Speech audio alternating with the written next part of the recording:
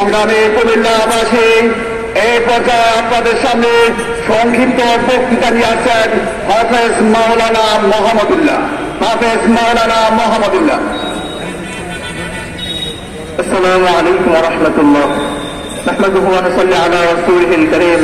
أما بعد، أعوذ بالله من الشيطان الرجيم. بسم الله الرحمن الرحيم. جاء الحق وزهق الباطل إن الباطل كان زهوقا. সম্মানিত উপস্থিতি, আমরা জানি এই উপমহাদেশে পথ খোলা মানুষদেরকে পথ দেখানোর জন্য যে জামায়াতগুলো সর্বপ্রথম নির্দ্বিধায় কাজ করছে, সর্বদা নির্দ্বিধায় কাজ করছে, সেটা হচ্ছে দাওয়াতে তাবলীগ। মাওলানা ইলিয়াস সাহেবের মাধ্যমে, তার প্রবর্তনের মাধ্যমে দাওয়াতে তাবলীগ পৃথিবীর প্রতিটি প্রান্তে প্রান্তে ছড়িয়ে দিয়েছে। কিন্তু দিল্লির মাওলানা সাহেবের এক নায়কত্ব তৎপরতার কারণে একটা ফিতনার সৃষ্টি হয়েছেন।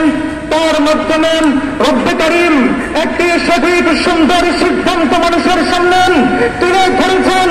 আল্লাহ জানিয়ে দিয়েছেন দাওয়াতে তাবলীগ হচ্ছেন এই জমিনের জন্য একমাত্র পন্থা, যেই পন্থার মধ্যে শুধুমাত্র হকের ঝান্ডা উঠবেন, যেই পন্থা জমিনের মধ্যে হককে প্রতিষ্ঠা করার জন্য চিরকাল কষ্ট করে যাবেন, বারবার গেছিলেন, আল্লাহর জন্য কাজ করে যাবেন, সেই পন্থার মধ্যে কোন কালে ঠাই থাকতে পারবেন।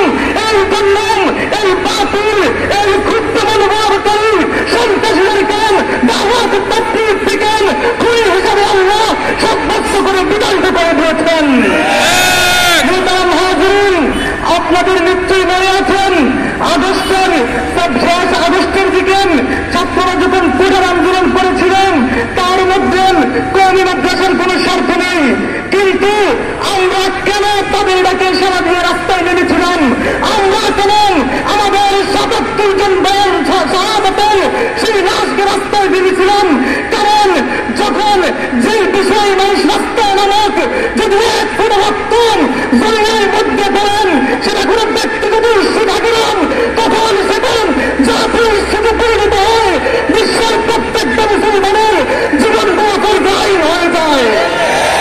আজকাল এই সমাবেশ থেকে ঘোষণা করছেন অনতিবিলম্বে সকল কাদিয়ানীদেরকে বাংলার জমিন থেকে নিষিদ্ধ করতে হবে।